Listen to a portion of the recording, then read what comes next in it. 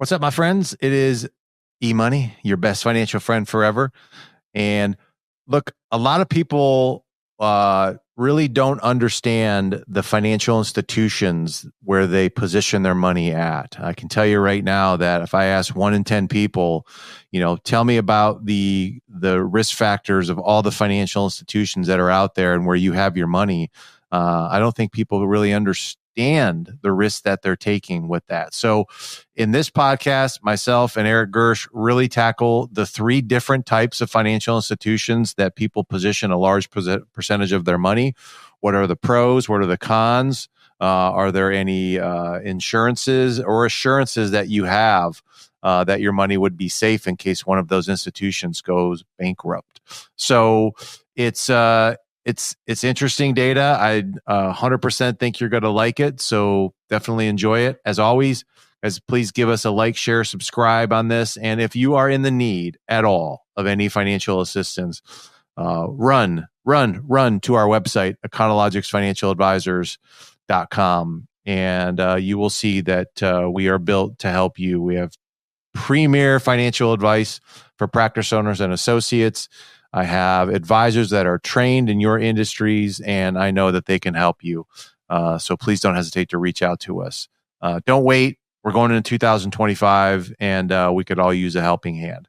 So enjoy the podcast. I'll see you guys on the next one. All right. We're back. Back to back, dude. I'm surprised I can get this from you.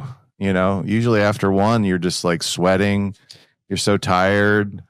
Like you want to claim workers' compensation after doing a podcast. Well, and I'm like, I'm going to be on the road heading home by about 10 a.m., buddy. After 2 of them, I'm surprised I can still keep you awake at this point in time. I'm going to have to reschedule my calls today and head home. How are you going to do that? I mean, should I get you an energy drink of some kind? I got my coffee right here. To make sure that you can sustain yourself through this? Here you are dumping knowledge onto people that obviously I want to hear it. And, you think you'd have a little bit more energy to do it. Come on, man. I'm trying. You're 33. What are you, 33, 34, 35? 36, dude. Are you 36? Jesus, you are in the downhill life. Yes, I am. Yes, I am. It is all downhill. Well, downhill from here, isn't it? Yeah, it'll be okay. You got a lot ahead of you. Okay, so we're going to talk about the safety of financial institutions because I think it's look. I mean, if you polled people on certain financial institutions and how safe they are, and then the reality of how safe some of these financial institutions are, they would be incredibly oh my God, I cannot believe that's how much risk I'm taking by putting money in this financial institution. So when I'm going to define a financial institution as any institution where you can deposit money into. Okay. Yep. And that will take custody, which means they basically are, I guess, taking ownership of it or responsibility for it at that point in time. So that's what I would consider a financial institution. Okay. And there are many different types of financial institutions out there.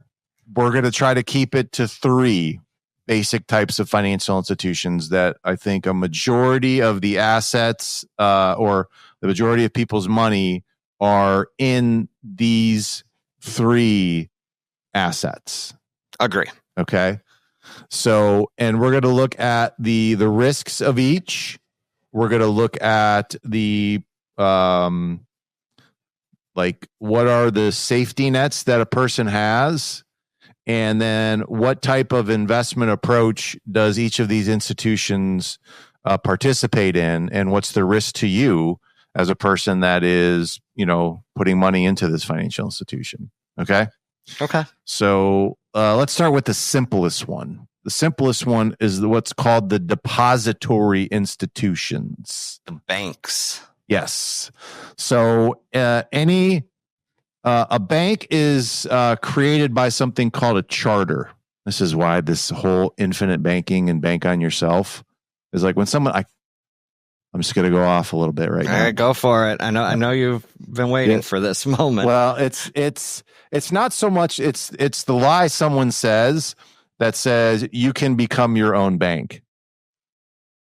And until you can charter your own institution, and until you can take your reserves and you can lend those out and create, money out of thin air, 9 to 10 of what you have in deposits or whatever that would be, then you are not a bank. Nope. Okay? You are not a bank, because that's essentially what a bank can do. A bank that is chartered is allowed to lend money well in excess of what they have in reserves. Yes. Okay? Yes, they sure are. You cannot do that. So I don't get that concept based upon that alone. All right. So I feel like when most people say become your own bank, now there's obviously methods and ways in which you can take your investments and leverage them. Okay.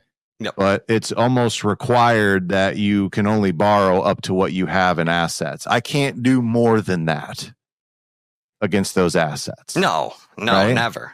Okay. So if I have it as an example, if I have $1 million stock portfolio, okay. Yep. I cannot borrow $3 million against that $1 million stock portfolio. No, you'll borrow 600,000 if you're lucky. Yeah, I would be able to myself be able to do that. Now, a bank may say, okay, we'll take that as collateral, but the bank is doing that and then lending me the money. Like me, myself doing it, I cannot borrow any more than probably 60 to 70% of that to make an investment somewhere. No. Okay. Same thing with a house. If you have a house that's has equity in it, how much you could be able to get out of that? Yeah, maybe 80% of the market value. Yeah. So anyway, I think that's so that concept it just makes me cringe a little bit. But okay. Let's get back to the depository institution. So we have depository institutions. So these are banks and credit unions and these other types of institutions that are created by some kind of a charter. Okay. Yep. And they're generally under the purview of the central bank, the Federal Reserve, which is actually a private institution that's run by private banks. But we're going to not go off on a tangent there either. But that is Congress has basically bequeathed control of the banking system to the Federal Reserve. All right, great. So, okay, but now. What are the safety of banks? How do banks operate? Okay. Banks operate, on leverage. On leverage. There's a lot of complexities to banks. There really is. It's not a simple thing, but it really isn't. But I think the gist of it is that people deposit money into a bank. And then there's a question of like, do you really own that particular, your money in there? Is that your money? Okay. Yeah. And, I've seen arguments where people make and where technically the bank now owns their reserves. Okay. And then they can lend that money out. And they're probably not wrong. It wouldn't surprise me, all the nefarious BS that I hear. But in practical purposes, you have an account number, your name's on the account, right? I get it. All right. Now, the underlying parts of it, we can argue with, but we won't do that today. Yeah, let's not get lost in the weeds. Yeah, exactly. So, okay. Now, the bank then takes that money, and what do? They loan it out. They loan it out, right? And obviously that they're, in most cases, in most sane cases, they can lend out, and I think 9 to 10 to 1. Like for every dollar, they can lend out 9 times that for every dollar of deposit. Yeah, okay? A healthy loan to deposit ratio is a measure of the balance between a bank's lending activities and its available funds, i.e. the money that's been deposited by account holders. Yeah. A healthy loan to deposit ratio is typically between 80 and 90%. So yeah, you put $1 in the bank, they're going to loan out $8 to $9. Yeah. Okay. So then you have to trust that bank is good at lending, right? And making loans to people who are going to pay their loans. Exactly. And, by and large, the bank is going to lend out money to people where they know that there's a low probability that they're going to have default rates, and there's going to be a low probability that people are going to pay back their loans fast. Yep. Okay. So, and this is where you get into the, risk management of a bank to be able to do that. Okay. Yep.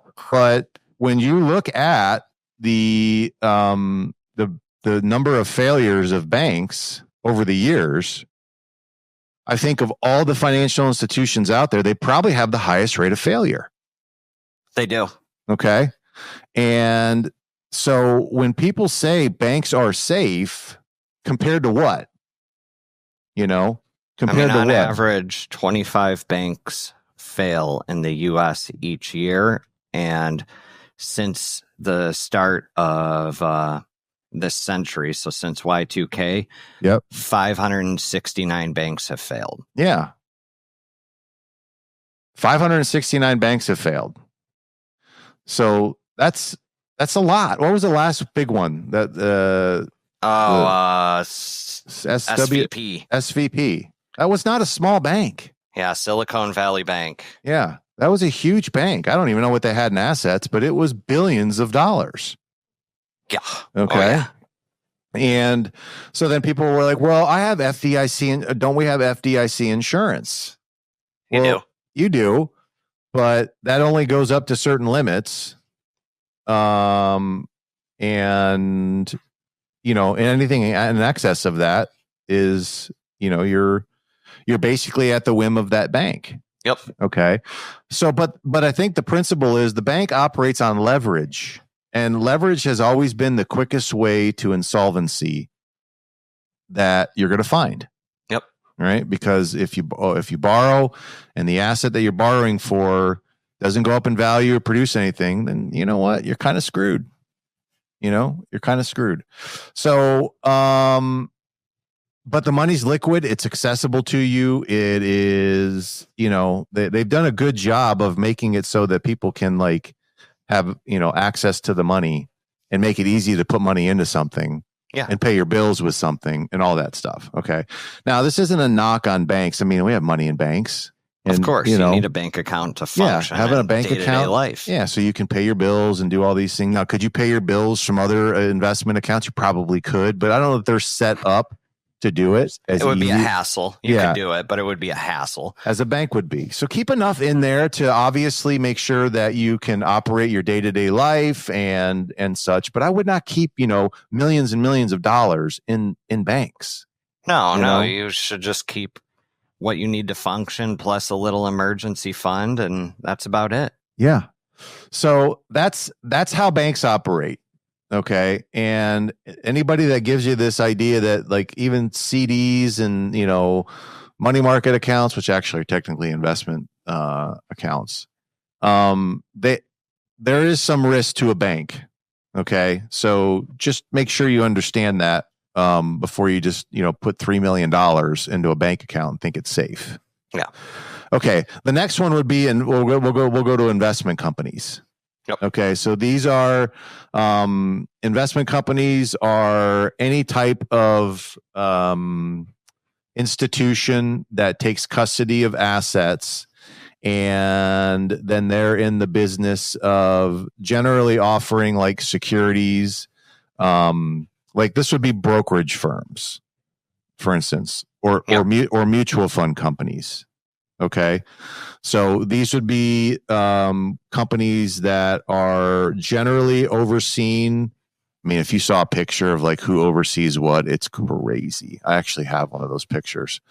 Yeah, it's no wonder why people have very little faith in our financial institutions. It is a quagmire of so this department oversees this and this and this and this. It's nuts. Oh, but I'm sure. Generally speaking, investment companies are overseen by the SEC. And what is the risk of a investment firm going bankrupt? Now, when was the last time you heard of a big investment firm going bankrupt? 2008. Which was Bear Stearns, right? Bear Stearns, Lehman Brothers, Merrill Lynch. There was a number of them. Yeah, I mean, it doesn't happen as frequent as banks do. No, but it does happen. Okay, and why would those institutions go belly up or bankrupt? Because honestly, like if I put money with Vanguard, okay, which is a financial institution that a lot of people have money with. Okay. They invest the money in securities, right? Yep. If Vanguard itself went bankrupt, which would be almost an infinite possibility, would be a pretty remote possibility of that happening. Oh God, yeah, less than remote, yeah. Yeah. Because they just have so much in assets. Okay. But they're not responsible for the loss of the investment performance of those individual securities. No. You see what I mean? So the risk, obviously, that you're taking by putting money in a financial institution isn't necessarily a huge concern that the financial institution itself is going to manage its money bad. It's that the underlying investments that you put your money in can lose value. Yep. That you can lose money in those things. Now, if the financial institution like Bear Stearns, I don't know exactly what obviously they were involved in some prime mortgages or something like that. And, that affected their business balance sheet. Oh no, yeah, that's exactly what all it was. Not all the investors who were just buying and selling and had security accounts where they held stocks and bonds and mutual funds and all that other stuff, right? No, they were extremely exposed to subprime mortgage securities, and So somehow, some way, they did that on their own balance sheet, right? Where those collapsed, and at the same time, all the account holders were pulling their money out because the market was crashing. So you had the liquidity crunch, and they just collapsed. Yeah, and they collapsed. And that happens. Companies can collapse like that. Okay. And people lost their investment accounts at that point. Yep. And it can happen. Now, there is something called SIPC insurance that most brokerage accounts will have, where if there is a brokerage firm or investment company that is in distress, then there will be a certain amount that it's covered through the SIPC insurance. And I think it's like $500,000. It's $500,000. Okay. Yep. So, and that may give the institution time to find another buyer to acquire it, but that insurance should, cover, a potential loss that you had there. Now, I think the frequency of investment companies going belly up is a lot less than banks. I don't know what the stats show on that one, but I'm sure it's probably not near as high. No, it's very, very rare. So that's then going to lead to, so you can put money into like a mutual fund company, a brokerage, this is like Schwab and Fidelity and all these big financial institutions, BlackRock. Okay. The only thing you have to be careful of is the underlying investments that you're making. Those are not guaranteed. You can lose money. Okay. In public securities, 100%. Okay. So, but we're talking about the institution that's handling all of the accounts and such when that goes bankrupt. Yes. There's a big distinction between the two. Yes. Okay. So I don't want people to think that putting money in Vanguard, your money's safe. It's not safe from principal loss. You can lose money depending upon your investments. Yeah, of course. So then that brings us to the third financial institution, which is insurance companies. Yep. Okay. Now, insurance companies obviously are much more conservative with the money. Why? Because they have to promise to pay benefits out to people. Yes. So when you are obliged or contractually agreed upon that you have to pay benefits out to people, whether it's annuity contracts or life insurance policies or anything like that. Yep. You certainly can't leverage that money and expect to be able to pay people back. Maybe you can, but you're going to put yourself in danger. So by and large, what most insurance companies invest in are things that will pay income and have traditionally been or are secured somehow, some way. So they invest in a lot of corporate bonds, a lot of municipal bonds, a lot of mortgages and real estate and those kinds of things. Okay, those kinds of investments fixed income. Where investing. Like an insurance company can just go buy an apartment complex. You know what I mean? Because they say, okay, this apartment complex I see is going to yield 7 or 8%, and I'm on the hook for 5% for my policyholders. Yeah. Okay, so I then they earn money on the spread of managing the investments and such, but they are overseen by the states, and each state has its own oversight. But there are obviously some things that the insurance company can and can't do. But I think by and large, they have to be a lot more prudent with the investments than any other institution. They're the most regulated as far as their investment accounts. What they can invest in. Yeah. So I would say by and large, they're probably the safest. Now, what do you give up? You give up potential returns. Yeah. You don't get your cake and eat it too. Yeah, because they're going to obviously provide, but see, this is where people say, insurance is a scam. It's not a scam. It's not. It's just, you don't expect to get huge returns from insurance companies. That's all. No. Because they have to make sure that they protect your money, because they are on the hook for benefits to you at some point in time. And that's exactly what an insurance company is there for. They transfer risk for that. Now, there is a state guarantee fund for each state. Yep. And I forgot how much that covers. I think it's like $250,000. So you may need to fact check me on that. Yours, I know you love to be a fact checker. You would be like a professional fact checker. You'd be like one of those people I would just despise, because you'd like go right to Reddit and think that that's the truth right there. Oh, God, here we go. But let's see. What is the state guarantee amounts for most states that they cover? Like if I put in like $200,000 in an annuity or a life insurance policy and the insurance company went bankrupt somehow, some way, I think in most cases that they'll cover up to a certain amount for that. But 300,000 in Florida. 300,000. Okay. And it's going to vary from state to state. Yeah. Every state insurance is state to state regulated. So it varies. Yep. Yeah. So it does happen. But it's, look, that is how insurance works, Now, the frequency of insurance companies going bankrupt, I think, is probably even less.